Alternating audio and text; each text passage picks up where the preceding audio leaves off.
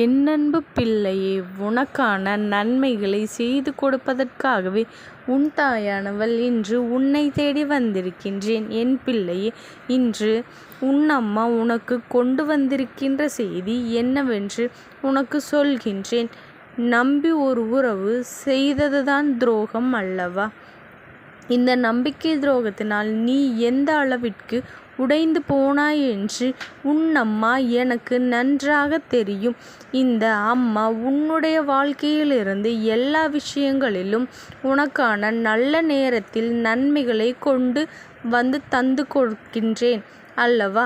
அப்படி இருக்கின்ற இந்த நேரத்தில் நான் உனக்கு கொடுக்கின்ற விஷயங்கள் அத்தனையுமே உன்னை நல்லபடியாக வாழ வைப்பதற்காகவே.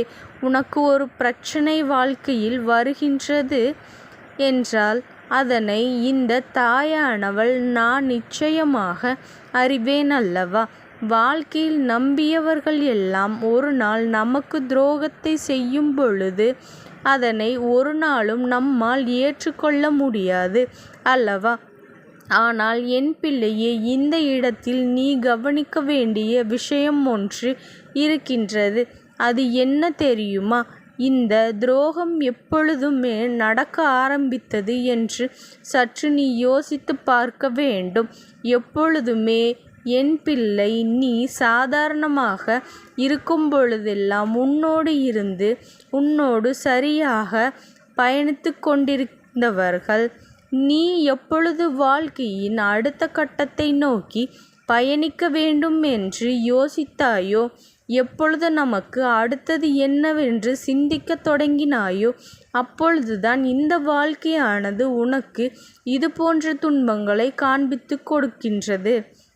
இப்பேற்பட்ட இந்த வாழ்க்கையில் உனக்கென்று உடனிருந்தவர்கள் என்று நினைத்தார்கள். உன்னுடைய முன்னேற்றத்தை கண்டு பொறாமைப்பட தொடங்கினார்கள்.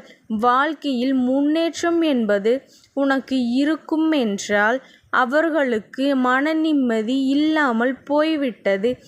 என் பிள்ளையே, நீ சாதாரணமாக இருக்கும் வரையில் உடன் இருப்பவர்கள் நீ அடுத்த கட்டத்தை நோக்கி பயணிக்கும் பொழுது உனக்கு எதிராக திரும்புகின்றார்கள்.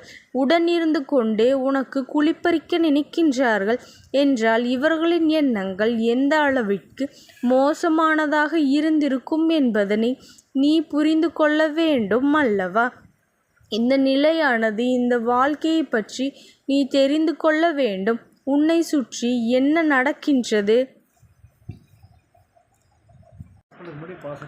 உன்னை சூழ்ந்து எந்த விஷயங்கள் எல்லாம் நடந்து கொண்டிருக்கிறது என்பதை சற்று நீ தெளிவாக புரிந்து கொள்ள வேண்டும். எப்பொழுதும் வாழ்க்கையில் இருக்கின்ற கஷ்டங்களை நம்மால் சரியாக எதிர்கொண்டு பார்க்க முடியாது. ஏனென்றால் எப்பொழுதும் நமக்கு ஆயிரம் வேலைகளும் இருந்து கொண்டேதான் இருக்கின்றது. இந்த விஷயத்தை எப்படி செய்வது என்று தெரியாமல் தான் விதிப்பிழுங்கி நீயும் நின்று கொண்டிருக்கின்றாய். அப்படி இருக்கின்ற இந்த நேரத்தில் இந்த வாழ்க்கையில் உனக்கான மனநிறைவு என்ற ஒன்று முழுமையாக கிடைக்க வேண்டும் என்றால் முதலில் இந்த துரோகம் உன் வாழ்க்கையில் இருக்கக்கூடாது. ஒவ்வொரு முறையும் நீ செய்கின்ற ஒவ்வொரு செயலுக்குமே உனக்கு சந்தோஷத்தை கொடுக்கும் என்று நீ நம்பி இருந்தாலும் இப்பொழுது இந்த நம்பிக்கைகளை எல்லாம் உடைத்து உனக்கு வாழ்க்கையில் கஷ்டங்களை கொடுக்க நினைக்கின்ற இவர்கள் முதலில் நாம் இங்கிருந்து விரட்டி அடிக்க வேண்டும். என் பிள்ளையே, ஆரம்பத்தில் எல்லாமே நன்றாகத்தான் சென்று கொண்டிருந்தது என்று யோசிக்கின்றாய் அல்லவா? இந்த அம்மா நான் சொன்ன இந்த விஷயம்தான் அத்தனைக்கும் காரணம். உனக்கு முன்னேற்றம் என்றவுடன் அவர்களின் மனது வேதனைப்பட்டு விட்டது. எங்கே இவர்களை விட நீ முன்னேறி விடுவாயோ, நீ நல்ல நிலைமைக்கு வந்து விடுவாயோ என்கின்ற பயம் அவர்களுக்கு வந்துவிட்டது. இந்த அம்மா சொல்வது போல, என் குழந்தையே, முதலாவதாக இந்த மனிதர்களின் மனது கண்டறிய செய்யப்பட்ட ஒரு விஷயம். எப்பொழுதும் என்னை நினைப்பார்கள், அதை எப்படி செய்வார்கள் என்பது எல்லாம் யாராலும் கணித்து விட முடியாது. ஆனால் செய்கின்ற சமயத்தில் எல்லாவற்றையுமே இவர்கள் சரியாக செய்து விடுவார்கள். சரியாக செய்ய விடாமல் உனக்கு எதிராகவும் உனக்கு கெடுதலை ஏற்படுத்தும் விதமாகவும் தான் செய்கின்றார்கள் அல்லவா? என் பிள்ளையே, உன் அம்மா இன்று உனக்கு ஒரு விஷயத்தை தெளிவாக சொல்கின்றேன். கவனமாக கேள். துரோகம் என்பது வாழ்க்கையில் ஏற்றுக்கொள்ள முடியாத ஒரு விஷயமாக இருக்கின்றது என்றால், உனக்கு நடந்த இந்த நம்பிக்கை துரோகம் நம்மால் நினைத்து கூட பார்க்க முடியாத அளவிற்கு வேதனைகளை உனக்கு கொடுப்பதாக இருக்கின்றது. இத்தனை நாளும் நீ இழந்துவிட்ட விஷயங்கள், இத்தனை காலமும் நீ இழந்துவிட்ட வாழ்க்கை என்று எல்லாமே உன்னை ஒரு கை பார்க்கத்தானே துணிந்து நிற்கின்றது. என் பிள்ளையே, இனி எல்லாமும் உனக்கு சாதகமாக மாற வேண்டிய கால நேரமும் வந்துவிட்டது. உன் வாழ்க்கை உனக்கு கொடுக்கின்ற அத்தனை நன்மைகளையும் நீ பெறப்போகின்ற கால நேரமும் உனக்கு கூடி வந்து கொண்டிருக்கின்றது. என் பிள்ளையே, இதனை நீ முதலில் புரிந்து கொள்ள வேண்டும். இந்த அம்மா உன் வாழ்க்கையில் நடத்திய ஒவ்வொரு நன்மைகளையும் சற்று நீ திருப்பிப் பார். இவர்களையெல்லாம் எப்படி பகைத்து கொள்ள முடியும் என்று யோசிக்கின்றாயா? முதலில் இவர்களோடு இருக்கின்ற பழக்கத்தை நீயே நிறுத்திவிடு என்றுதான் உன் அம்மா நான் சொல்கின்றேன். நான் மட்டும் சரியாக இருக்க வேண்டும், மற்றவர்கள் நன்றாக இருக்கக்கூடாது என்று உன்னுடைய முயற்சிகளையும் உழைப்பையும் கெடுக்க இவர்கள் என்னவெல்லாம் செய்கின்றார்களோ அதையெல்லாம் முதலில் உன்னுடைய வாழ்க்கையில் நீ செய்துவிட முயற்சி செய்ய வேண்டும். என் பிள்ளையே, உன்னுடைய உழைப்பு, இத்தனை காலம் நீ எடுத்து வைத்த உன்னுடைய அத்தனை முயற்சிகளும் இவர்களால் வீணாக போகின்றது என்றால் இதுவெல்லாம் ஒரு நாளும் ஏற்றுக்கொள்ள முடியாத ஒரு விஷயம். உனக்கு வேண்டுமானால் அதை ஏற்றுக்கொள்கின்ற மனப்பக்குவம் இருக்கலாம். ஆனால் உன் அம்மா, இந்த தாயானவளுக்கு அந்த பக்குவமானது ஒரு நாளும் கிடையாது என்பதனை நீ புரிந்து கொள்ள வேண்டும். என் பிள்ளையே, இந்த தாயானவள் உன் மீது எந்த அளவிற்கு அன்பு கொண்டவள் என்று உனக்கு தெரியும் அல்லவா?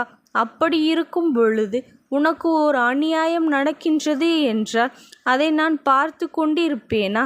உனக்கு துரோகத்தை செய்த இவர்கள் தனியாக இதனை செய்யவில்லை.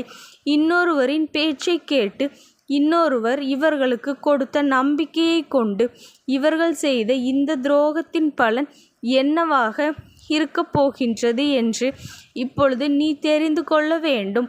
என் பிள்ளையே, துரோகத்தை செய்யும் பொழுது யோசனை செய்யாதவர்கள் நாளை நமக்கு நம் பின்னால் நின்று ஒருவர் இதே துரோகத்தை செய்வார்கள் என்று யோசிக்காமல் விட்டுவிட்டார்கள் அல்லவா? அதற்கான பலனைத்தான் இந்த தாயானவள் சொல்லப் போகின்றேன். நீ எந்த ஒரு செயலையும் அடுத்தவனுக்கு கெடுதலாக செய்கின்றாயோ அதே செயல் நாளை உனக்கும் திரும்ப வரும். அது இன்னொருவரால் உனக்கு கொடுக்கப்படும் என்பதை முதலில் நீ புரிந்து கொள்ள வேண்டும்.